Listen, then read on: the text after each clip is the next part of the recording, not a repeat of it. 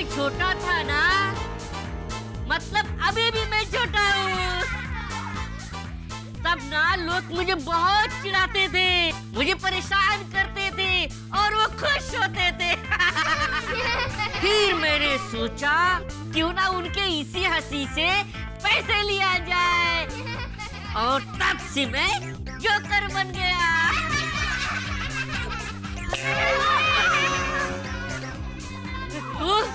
तुझे ना मैं नहीं छोड़ूंगा।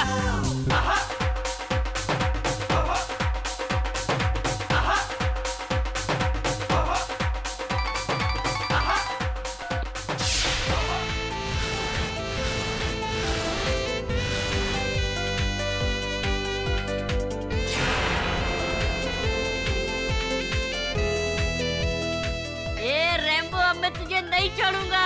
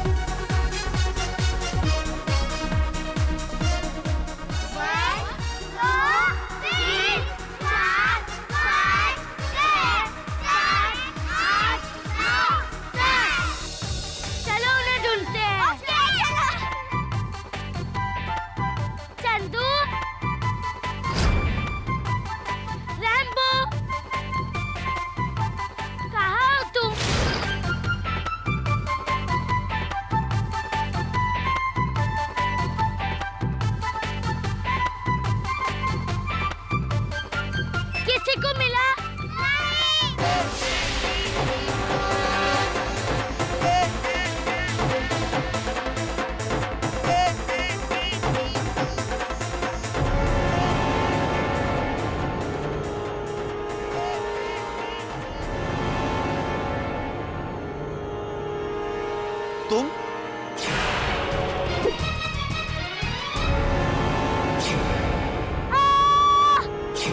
ये तो पलक की आवाज है।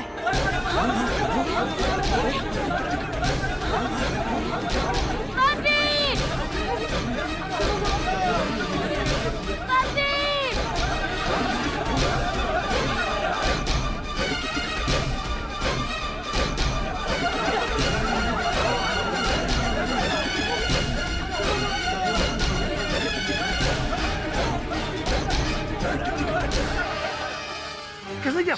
बोलिए। मैंने अभी एक जोकर को यहाँ से भागते हुए देखा था। क्या? हाँ, एक जोकर और। चंदू! चंदू! साहब ये भागने की कोशिश कर रहा था।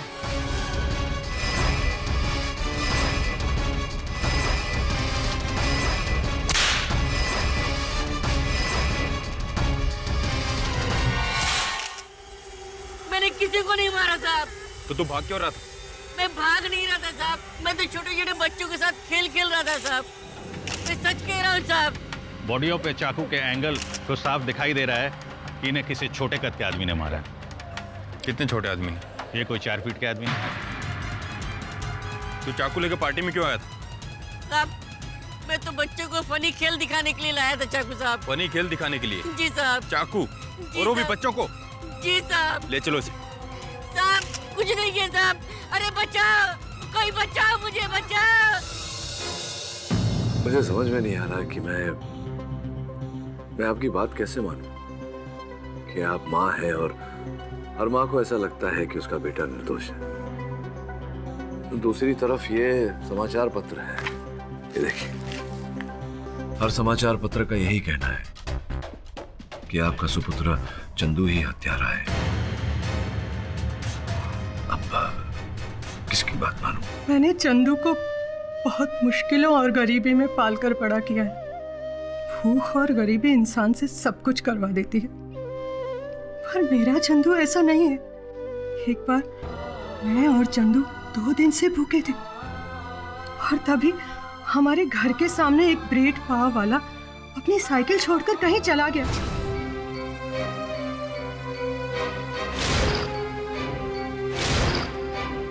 दो दिन के भूखे चंदू ने चोरी नहीं की साहब।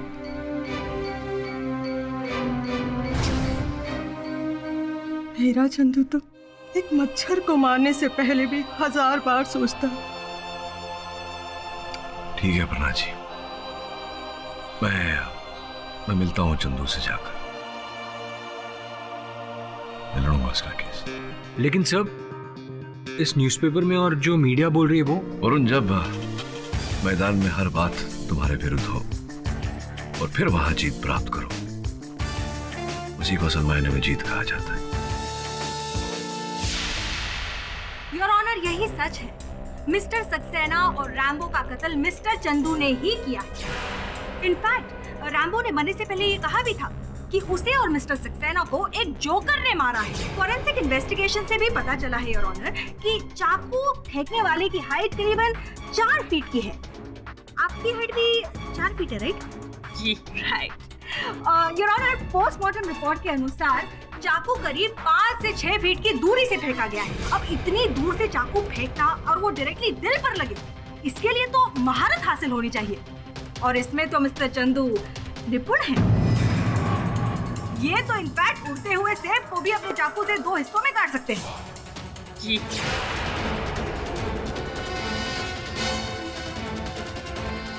और सबसे बड़ी बात, डेड बॉडी के पास ये चाकू बरामद हुए हैं जो मिस्टर चंदू को बिलोंग करते हैं, राइट?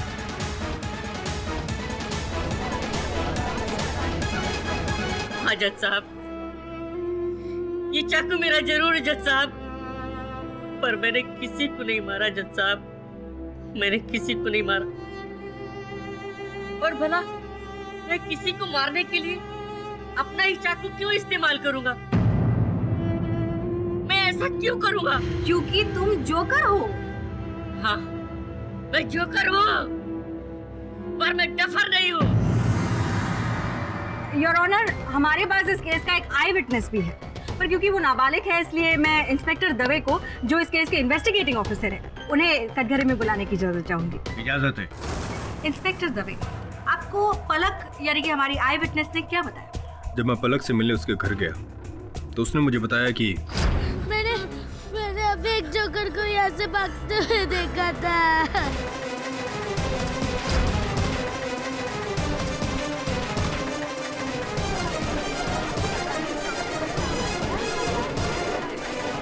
योर ऑनर, पलक ने चंदू को मौकाए वारदात से भागते हुए देखा था। सारे सबूत और गवाह जो है वो मिस्टर चंदू के खिलाफ है।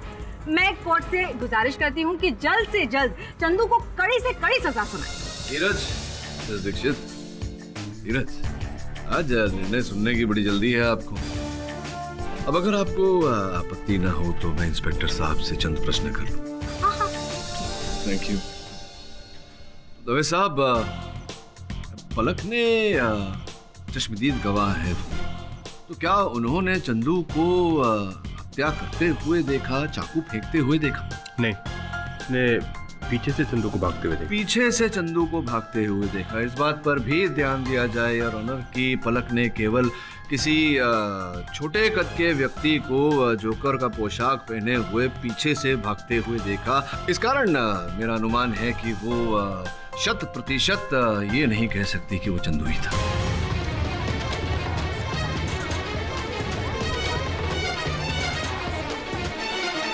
मिस्टर पाठक, आप फिर से भूल रहे। उस दिन पार्टी में 2 जोकर थे, एक चंदू और एक रैम्बो। अब पलक ने छोटे कद वाले जोकर को भागते हुए देखा। It is so obvious. अब वो तो आप पे वकील ही हो सकते हैं ना। मैं कितनी बार कहूँ जज साहब कि मैंने किसी को नहीं मारा। तो फिर आप घर से भाग क्यों रहे थे? मैं भाग नहीं रहा था, मैं तो छोटे छोटे बच्चों के साथ खेल रहा था, और यही करने के लिए मैं वहाँ पर आया था। योर ऑनर, इस स्तर पर मैं कहना चाहूंगा कि अभियोग पक्ष ने मोटिव ऑफ मर्डर भी एस्टैब्लिश नहीं किया है। चंदू के पास रैम्बो को मारने का कोई उद्देश्य नहीं था। मिस्टर पाठक, आपने अपना होमवर्क नहीं किया? वो आपकी भाषा में कहते हैं ना, गृह कार्य। योर ऑनर, रैम्बो को मारने के लिए चंदू के पास कोई मोटिव नहीं था, लेकिन मिस्टर सक्सेना को मारने का मोटिव सिर्फ और सिर्फ चंदू के पास ही था, क्योंकि प्रकाश सक्सेना के पिता मिस्टर पृथ्वीराज सक्सेना के अवैध संतान है चंदू।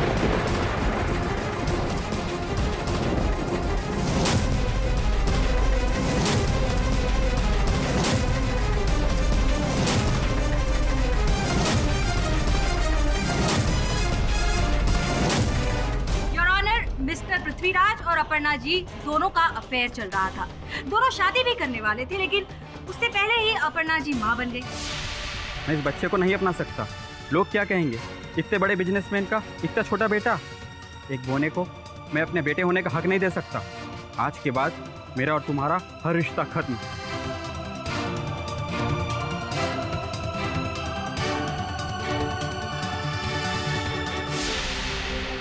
योर ऑनर, मैं चंदू की माँ अपर्णा जी को विटनेस बॉक्स में बुलाने की इजाजत चाहूंगी। इजाजत है।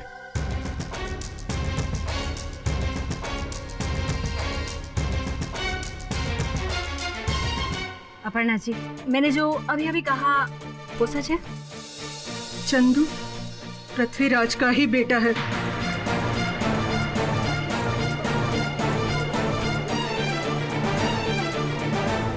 Order order, silence in the court. Your honour, अपने फादर से ठुकराए जाने के बाद चंदू को बचपन से ही अपने फादर के लिए बेहद नफरत थी, और इस बात को प्रूव करने के लिए मैं चंदू के बचपन के दोस्त मिस्टर राजन को कटघरे में बुलाना चाहूँ। चंदू को लगता था कि उसके बाप की वजह से उसको और उसकी माँ को बहुत तकलीफ झेलनी पड़ी है। चंदू हमेशा कहा करता था कि अगर उसका बाप उसे कहीं भी मिल जाए तो वो उसे जान से मार देगा। चंदू अपने पिता से बेहद नफरत करता था, और इसे ये भी लगता था कि बड़ा बेटा होने के नाते उसके पिता की आधी संपत्ति तो इसे ही मिलनी चाहिए। प्रकाश, तुम ये मत भूलो मैं तुम्हारा बड़ा भाई हूँ। तुम्हें तो पिताजी ने भी ठुकरा दिया था, फिर मैं तुम्हें क्यों अपनाऊं? और ये जायदाद मेरी है, तुम इसके सपने देखना भी छोड़ दो। तो हो सकता है जब प्रकाश ने मना कर दिया इस बात से, तो इसने सोचा कि अगर मैं मजा नहीं ले सकता हूँ प्रॉपर्टी का, तो मैं प्रकाश को भी मजा नहीं लेने दूंगा। और इसी के चलते ये जोकर बन के प्रकाश के घर गया, और चंदू का ये प्लान था कि वो मिस्टर सक्सेना को मार के सारा इल्जाम जो है वो रैम्बो के सर पे डाल देगा। लेकिन रैम्बो अचानक से वहां पर आ गया और इनका सारा खेल खराब हो गया। और रैम्बो का मुंह बंद करने के लिए इन्होंने रैम्बो को भी मौत के घाट उतार दिया। मिस्टर पाठक, अब चंदू के पास मोटिव है या नहीं? मिस्टर पाठक, अपने डिफेंस में आपके पास कुछ एविडेंस, कोई गवाह है? समय नहीं है। यह अदालत अगली सुनवाई तक मुलतवी की जाती है।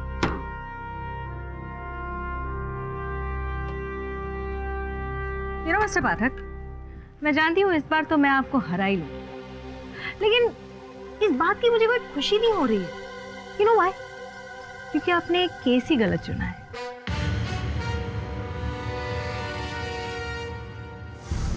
आपने तो बोला था कुछ नहीं होगा। कितना बवाल मच गया है यहाँ पे। मुझे मेरे पैसा चाहिए बस। बस कहाँ मिलना है? ठीक है, मैं आता हूँ। आप मेरी बात तो सुनिए। देखिए अपर्णा जी, अभी कहने सुनने को कुछ बाकी रहा नहीं। ना मैं झूठ का साथ देता हूँ, ना उन लोगों का जो झूठ बोलते हैं। मैं आपके सुपुत्र का केस नहीं लड़ सकता। बस सिर्फ एक बार मेरी बात सुन लीजिए। चंदू को ये बात नहीं पता थी कि वो पृथ्वीराज सक्सेना का बेटा है।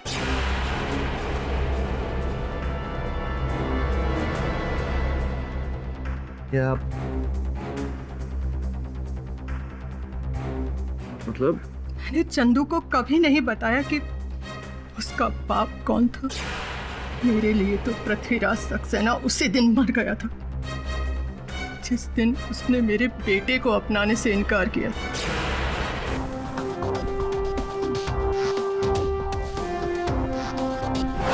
ये बताओ चंदू, तुम वहां सक्सेना के वहां क्यों गए थे? वो रैम्बो ने मुझे भेजा था केडी साहब। उसने कहा सक्सेना की बच्ची का बर्थडे है, वहाँ पे परफॉर्म करना। अगर मुझे मालूम होता कि सक्सेना मेरा सौतेला भाई तो मैं वहाँ कभी नहीं जाता, और तो और मैं उसकी शक्ल भी नहीं देखता। चंदू, सिक्के का एक दूसरा पहलू भी है। ये संभावना है कि तुम्हें पहले पता चल गया हो कि तुम पृथ्वीराज सक्सेना के सुपुत्र हो।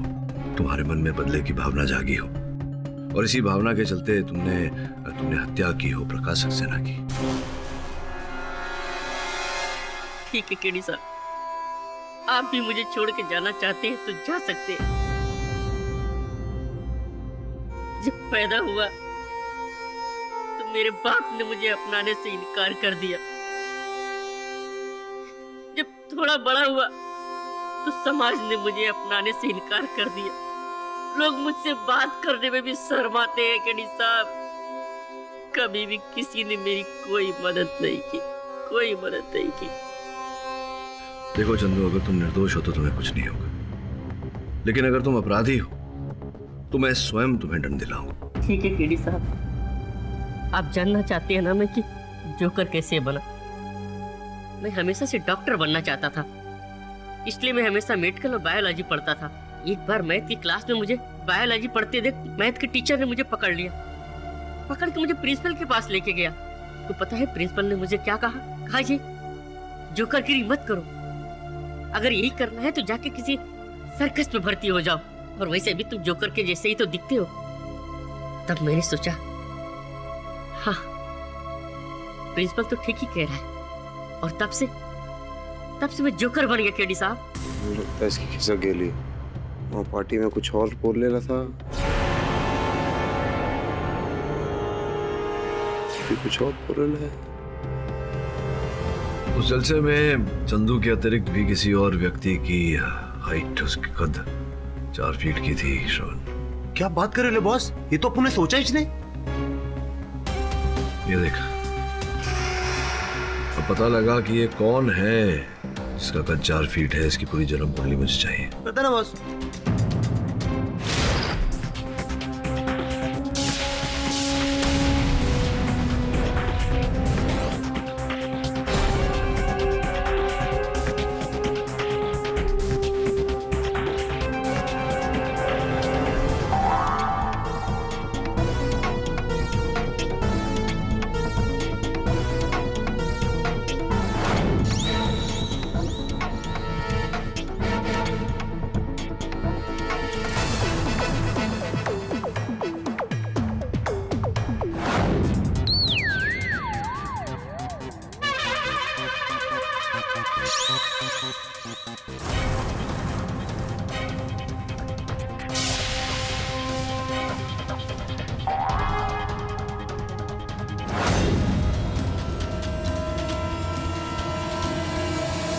योर, ये केस जितना सरल दिखाई दे रहा है उतना है नहीं, बड़ा ही पेचीदा और घुमा हुआ केस है। घुमा तो आप रहे हैं मिस्टर पाठक, आप क्यों खामखा कॉम्प्लिकेशंस बढ़ा रहे हैं? देखिए मिस दीक्षित, मैं समस्या में नहीं समाधान में मानता हूँ। इस समस्या का समाधान निकालने के लिए योर ऑनर मैं रोहन सक्सेना को कटघरे में बुलाने की अनुमति चाहता हूँ। ये रोहन कौन? लगता है आज आप अपना गृह कार्य नहीं करके आएंगे। योर ऑनर, रोहन सक्सेना प्रकाश सक्सेना के चचेरे भाई हैं।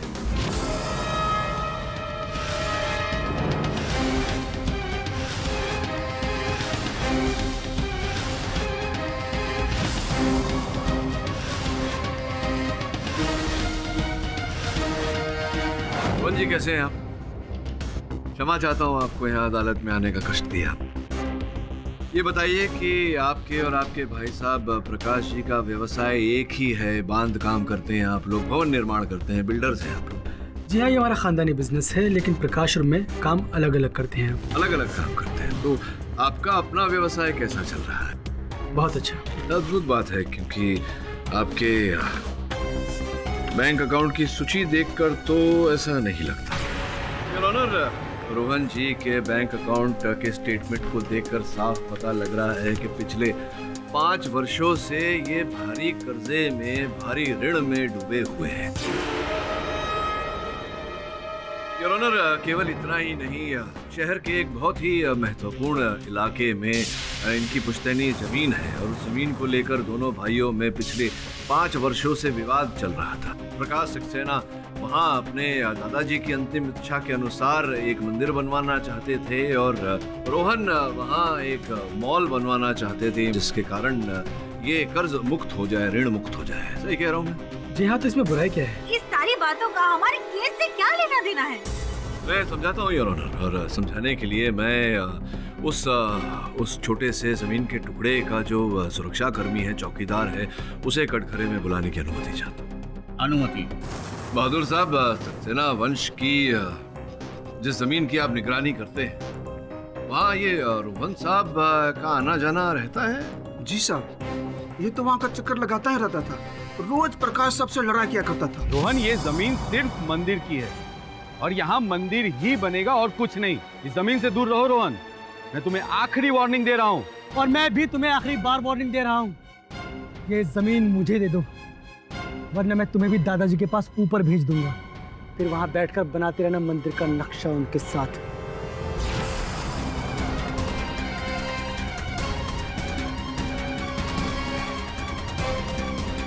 रोहन जी, मेरी बात का बुरा मत मानिएगा, पूछना आवश्यक है, आपके पैरों को क्या हुआ? जी एक एक्सीडेंट पे मेरी दोनों टांगे चली गई। जी, और कब हुई थी आपकी ये वाहन दुर्घटना? तकरीबन 4 साल पहले। योर ऑनर, 4 वर्ष पूर्व ये दुर्घटना घटी, जिसके कारण रोहन जी के पैर नष्ट हो गए और रोहन जी को ऐसा लगता है कि इनके भाई प्रकाश जी ने दुर्घटना करवाई थी जानबूझकर। मैं सही क्या?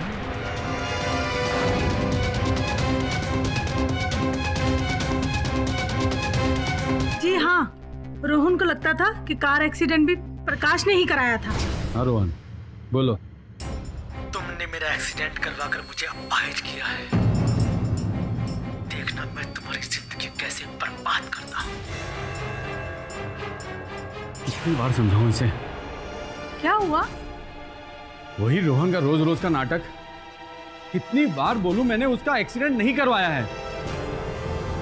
जज साहब, प्रकाश ने ही मेरी कार में गड़बड़ करवा कर मेरा एक्सीडेंट करवाया। वो मेरी जान लेना चाहता था। और वो तुम्हें मार नहीं पाए तो तुमने उन्हें मार दिया। मैंने किसी को नहीं मारा। योर ऑनर, हम सब जानते हैं कि मर्डर किसी ऐसे आदमी ने किया है जिसे चाकू फेंकने में महारत हासिल हो। मिस्टर पाठक, आप श्योर हैं कि इन्हें भी चाकू फेंकने में महारत हासिल है? अब जितनी महारत की आवश्यकता थी उतनी तो है। योर ऑनर, मेरे कहने का तात्पर्य ये है कि प्रकाश जी ने रोहन को उनके घर जाने से मना किया था, जिसके बावजूद जन्मदिन के जलसे पर रोहन जी प्रकाश जी के घर बिना बुलाए पहुंच गए। ऐसा क्यों किया? केडी साहब, मुझे पैसों की सख्त जरूरत थी।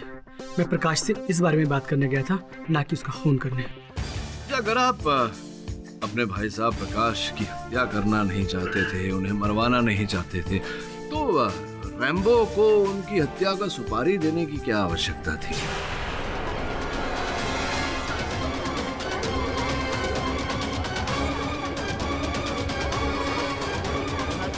Order order, silence in the court. Your honour, ये मोबाइल फोन मेरे सहायक ने रैम्बो के घर से प्राप्त किया है योर ऑनर, और ये रैम्बो के फोन की सूची, जिससे स्पष्ट होता है कि कई बार रोहन ने रैम्बो को फोन किया। रैम्बो के फोन पर कई ऐसे संदेशे हैं रोहन को भेजे हुए, जिससे स्पष्ट होता है कि रोहन ने रैम्बो को प्रकाश जी की हत्या करने की सुपारी दी।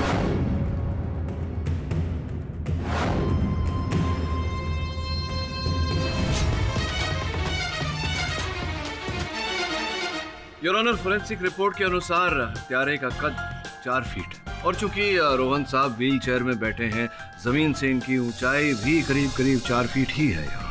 ये मिस्टर पाठक, आपको लगता है कि रोहन साहब भाग सकते हैं? नहीं, आई डोंट थिंक सो। और वैसे भी पलक ने ये कहा था कि उसने एक जोकर को वहाँ से भागते हुए। जोकर? योर ऑनर, मैं चाहता हूँ कि उस जोकर के बारे में हमें प्रकाश जी के मैनेजर यहाँ कटघरे में आकर हमें ज्ञान दें। मैनेजर साहब, बच्चों का मनोरंजन करने के लिए रैम्बो जोकर को आप ही ने बुलाया था? जी हाँ। किसके कहने पर बुलाया था आपने रैम्बो को? प्रकाश जी के कहने पे। आपने विशेष रूप से रैम्बो को क्यों बुलवाया हुआ? नहीं उत्तर दे पा रहे हैं और मैं ही बता देता हूँ। इन्होंने रैम्बो को रोहन जी के कहने पर बुलाया।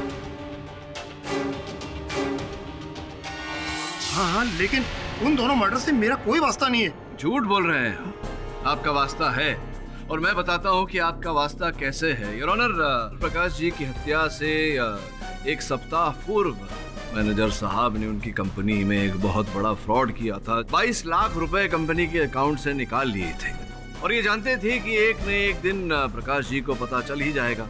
तो जब इन्हें पता चला रोहन जी के कहने पर कि रोहन जी ने रैम्बो को अनुबंधित किया है प्रकाश जी की हत्या करने के लिए, ये भी चाहते थे कि प्रकाश जी की हत्या हो जाए, इन्होंने रैम्बो को जलसे में आने का आमंत्रण दिया। सही कह रहा हूँ मैं? मैंने कंपनी अकाउंट से पैसे जरूर निकाले थे, लेकिन मेरा इरादा फ्रॉड करने का बिल्कुल नहीं था जज साहब।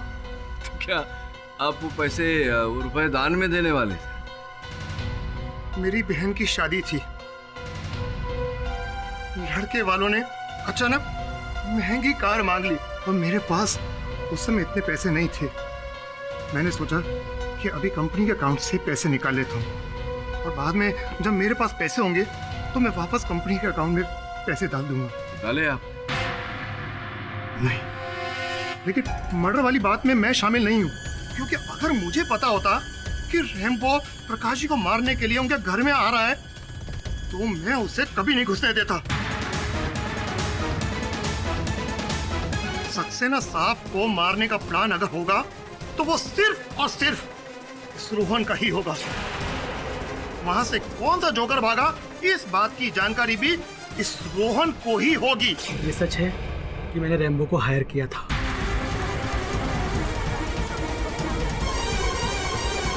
ये सच है कि मैंने रैम्बो को हायर किया था, लेकिन प्रकाश की डायमंड वाली तिजोरी तोड़ने के लिए, क्योंकि वो इस काम में माहिर था। जज साहब, मेरे पास कोई और रास्ता नहीं था।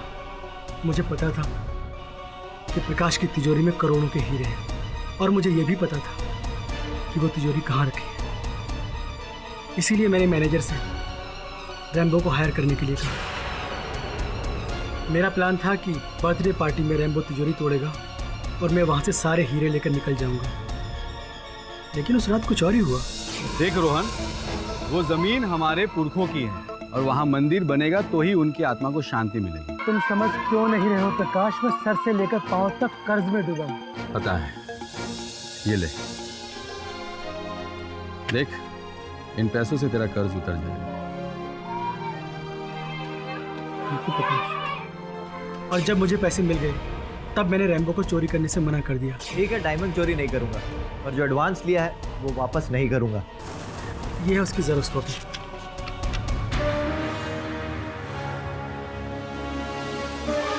और जज साहब, जिस आदमी ने मुझे कर्जे के बोझ से निकाल लिया, मैं भला उसका खून क्यों करूंगा? मेरा विश्वास कीजिए, मैंने या रैम्बो ने किसी को नहीं मारा। तो किसने मारा? मैनेजर ने। आप इससे पूछिए जज साहब, पार्टी वाली रात इसने 2 गुंडों को घर पर क्यों बुलाया था? प्रकाश साहब ने ही उन दोनों को पार्टी में बुलाया था।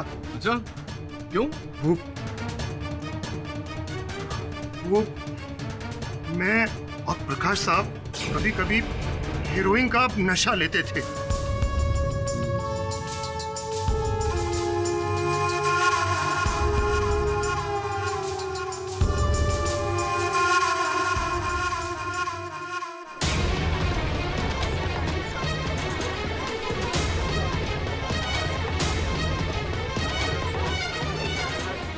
वो दोनों हमारी टोप लेकर आए थे उस दिन।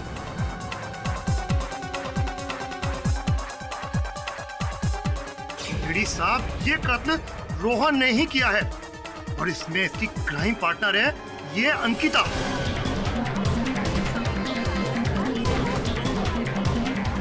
Order order, silence in the court. Ankita और रोहन दोनों साथ में एमबीए कर रहे थे और इन दोनों के बीच प्यार हो गया था और अंकिता और रोहन इन दोनों ने साथ में मिलकर प्लानिंग की थी कि अंकिता और प्रकाश ये दोनों शादी करेंगे और शादी के कुछ दिनों बाद ही अंकिता एक हैवी सेटलमेंट लेकर डिवोर्स ले लेगी, लेकिन ये दोनों शादी के बाद भी मिलते रहते थे।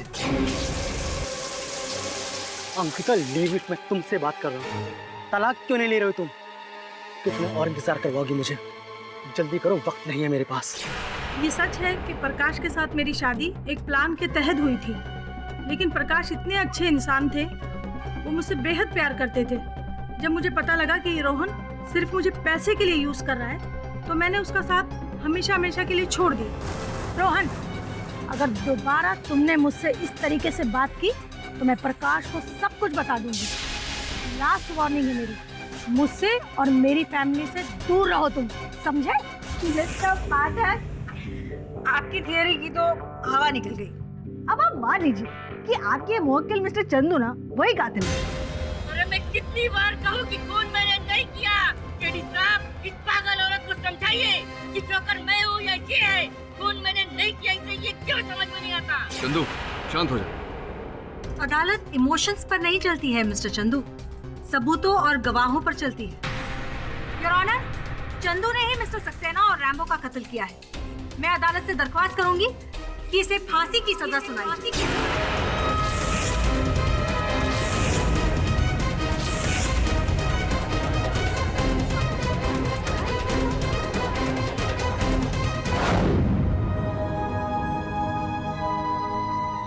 आपको पता है मैं जोकर कैसे बना? नहीं, आप बताइए। जब मैं 17-18 साल का था तब मैं एक लड़की से बहुत प्यार करता था, उसे बहुत पसंद करता था। मैंने उसे शादी के लिए प्रपोज किया। उसने कहा तुम्हें मेरे पिताजी से बात करनी होगी। मैं उसके पिताजी से मिलने उसके घर पे गया। उसके पिताजी मुझे देखकर मुस्कुराए और बोले तुम तो मेरी बेटी के आधे ही कद के हो, तुम मेरी बेटी को कैसे खुश रख पाओगे? तो मैंने कहा मैं आपकी बेटी को हमेशा खुश रखूंगा, उसे बहुत सा प्यार दूंगा, उसे हमेशा हंसाता रहूंगा। वो बोले कैसे? जोकर बन के?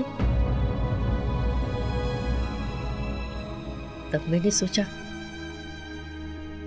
हाँ ये तो ठीक कर रहे हैं, और तब से मैं जोकर बन गया। जोकर।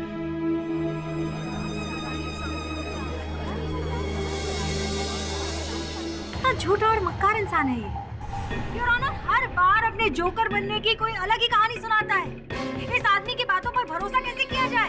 योर ऑनर, मुझे तो लगता है कि ये कोई साइको किलर है जो हर बार अजीब अजीब बातें करता रहता है। मिस्टर पाठक, आपके क्लाइंट की मानसिक हालत ठीक नहीं है। ये हर बार एक नई कहानी क्यों सुना देते हैं?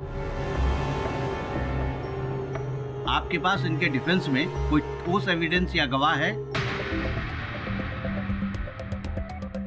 योर ऑनर, मैं अदालत से समय की मांग करता हूं।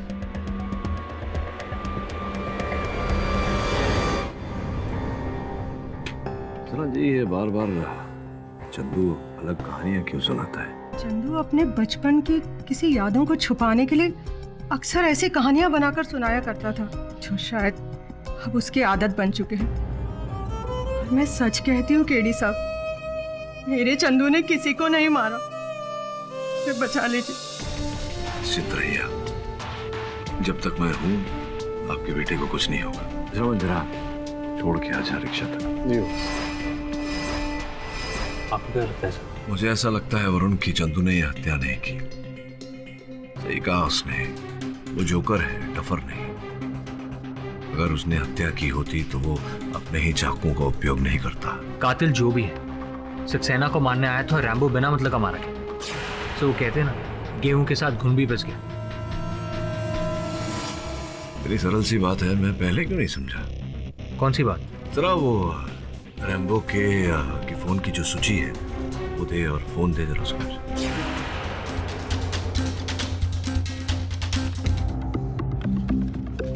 पिछले कई दिनों से रैम्बो को इस एक नंबर से अनेक कॉल आए हैं। ये रैम्बो लड़कियों में बहुत पॉपुलर है। वैसे सर, इस मोबाइल में उसकी बहुत सारी फोटोग्राफ्स हैं। प्ले बॉय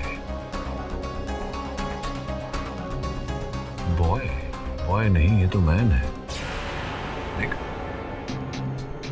जहां तक मेरा अनुमान है वीडियो में भी कुछ ऐसा ही है। देख,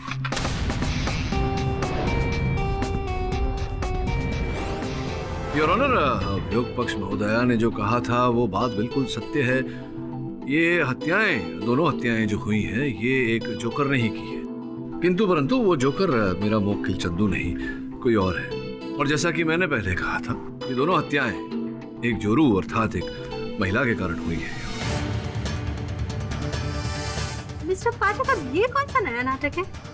योर ऑनर, कुछ ऐसा है कि आरंभ से ही इस केस को हम भूल दृष्टि से देख रहे थे। कहने का तात्पर्य मेरा ये है योर ऑनर कि हम अब तक ये समझ रहे थे कि रैम्बो वहाँ सक्सेना की हत्या करने गया था और स्वयं उसकी हत्या हो गई, किंतु ऐसा नहीं है। मतलब कोई रैम्बो को मारने मिस्टर सक्सेना के घर आया था और मिस्टर सक्सेना ने उसे देख लिया, इसलिए मिस्टर सक्सेना को भी मार डाला। क्या बात है योर ऑनर, इस बात को स्पष्ट करने के लिए मैं रैम्बो की महिला मित्र अर्थात उसकी गर्लफ्रेंड को कटघरे में बुलाना चाहता हूँ, आफरीन जी को। आफरीन जी, आप रैम्बो से प्रेम करती थी, उनसे विवाह करना चाहती थी जी, किंतु दुर्भाग्यवश ये विवाह हो नहीं पाया क्योंकि रैम्बो आपसे विवाह नहीं करना चाहता था। उसके चरित्र में ही खोट था, प्लेबॉय था वो, अलग अलग महिलाओं के साथ संबंध, जिसके चलते आपने 2 बार आत्महत्या करने का प्रयास किया। मैं सही कह? लेकिन इसका मतलब ये नहीं कि मैंने रैम्बो को मारा। ऑफ कोर्स नहीं किया योर ऑनर। मिस्टर पाठक, इतनी खूबसूरत लड़की आपको जोकर कहाँ से दिखाई देती है? नहीं, मैंने कब कहा कि आफरीन मुझे जोकर दिखाई देती है? नहीं कहा योर ऑनर। मैं आफरीन के भाई साहब सईद को कटघरे में बुलाने की अनुमति चाहता हूँ। सईद साहब, क्या करते हैं आप? व्यवसाय क्या है आपका? सर, पापी पेट के लिए जो भी मिलता है कर लेता हूँ। पापी पेट के लिए जो मिल जाए ये कर लेते हैं योर ऑनर। मैं स्पष्ट किए देता हूँ, ये सईद साहब सर्कस में करतब दिखाते हैं योर ऑनर। जिस प्रकार से मेरे मुवक्किल दिखाते हैं, जिस प्रकार से रैम्बो दिखाता था, जलती हुई आग में कूद जाना, ऐसे अनेक खतरनाक काम, जिनमें से एक दूर से चाकू फेंककर लक्ष्य को भेदना भी है योर ऑनर।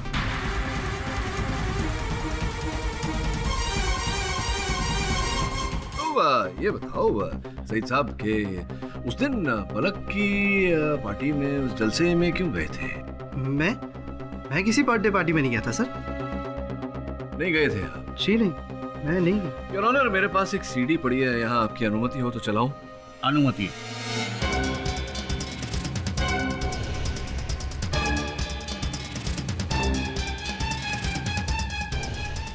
ये सरदार साहब जो है, ये कौन है? आप ही?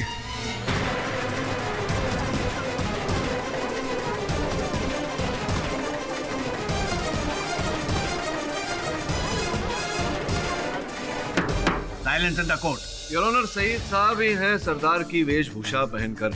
इन्हें लगा था कि सरदार की वेशभूषा में इन्हें कोई पहचानेगा नहीं, किंतु रैम्बो के मोबाइल फोन पर इनकी और आफरीन का चित्र देखकर मैं समझ गया कि सरदार की वेशभूषा में यही थे, यही गए थे वहां, रैम्बो की हत्या करने गए थे आप रैम्बो की। योर ऑनर, आपको ये आदमी 4 फीट का दिखता है? क्योंकि हम सब जानते हैं कि मर्डरर जो है वो 4 फीट की हाइट वाला इंसान है, और मुझे लगता है मिस्टर सईद की हाइट शायद 6 फुट तो होनी चाहिए। तो ये 4 फीट और 2 फीट का जो अंतर है ये कैसे तय करेंगे? एक काम करते हैं, इंस्पेक्टर दवे से कहते हैं, दवे साहब जरा इनके घुटने मैं चाहता हूँ कि एक बार आप चेक करें।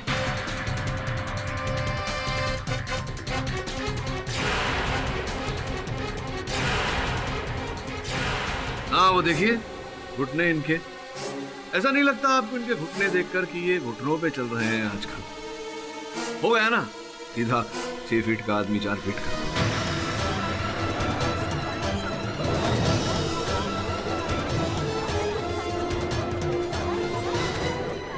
हाँ तो सईद साहब, अब ये छिपाने को कुछ रहा नहीं है। जहां तक आपके फोन की सूची का प्रश्न है वो न्यायाधीश महोदय के मेज पर रखा हुआ है, और जो बातें आपकी और रैम्बो के बीच में हुई थी उनकी भी टेप्स वहां रखी हुई है। अब आप चाहें तो इकबाले जुर्म करें या मैं आगे टटोलूं? मैं बताता हूँ, एक भाई के लिए उसकी बहन ही सब कुछ होती है। मैंने आफरीन को कई बार समझाया कि रैम्बो एक अच्छा आदमी नहीं, एक नंबर का अय्याश और आवारा आदमी, लेकिन उसकी आंखों पर तो जैसे प्यार का पर्दा पड़ा हुआ है। मेरी एक बात समझने को तैयार नहीं थी। रैम्बो को मैंने कई बार बोला कि सुधर जा और आफरीन से शादी कर ले, लेकिन वो नहीं माना। और मेरी बहन उसके लिए अपनी जान देने पर तुली हुई थी। फिर जान तो जानी थी, तो मेरी बहन की क्यों, उस कमीने रैम्बो की क्यों नहीं? मैंने भी रैम्बो को मारने की ठान ली। मैं बस सही मौके की तलाश में था, और उस दिन मुझे वो मौका भी मिला जब रैम्बो रोहन से मिलने गया। अपनी बहन की जिंदगी से गंदगी निकालने का ये सबसे अच्छा मौका था। और फिर मैंने सोचा जैसे ही रैम्बो सक्सेना की तिजोरी तोड़ेगा मैं उसे मार दूंगा और ऐसा सीन क्रिएट करूंगा जिससे लगेगा कि रैम्बो चोरी करता हुआ पकड़ा गया और उसे किसी ने मार दिया। लेकिन पार्टी शुरू होते ही सारा खेल बिगड़ गया। लेकिन मैंने भी रैम्बो को मारने की ठान ली थी।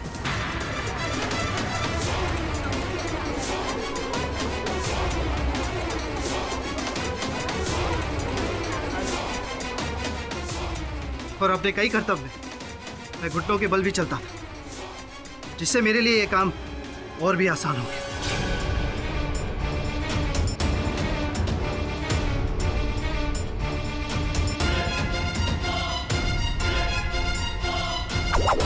और उस कमीने को मारकर मैंने अपनी बहन की जिंदगी बचाई।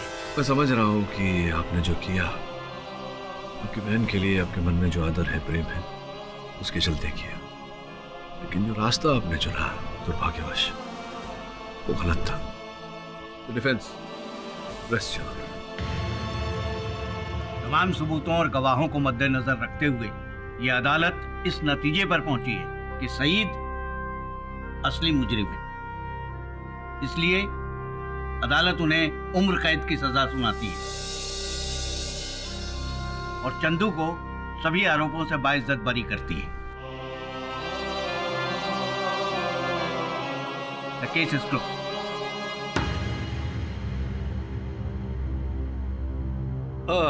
मिस दीक्षित, आपको छोड़ दूं कहीं? Thank you. वैसे मिस्टर पाठक, आपके मुवक्किल ने तो बहुत सारी स्टोरीज बताई थी जोकर बनने की। इसमें से सच स्टोरी कौन सी है आप तो जानते ही होंगे, राइट? देखिए मिस दीक्षित, एक ही दिन में कोई जोकर नहीं बनता। चंदू ने जितनी कहानियां सुनाई सब सच है, और ये भी सच है कि सच को आंच नहीं होता।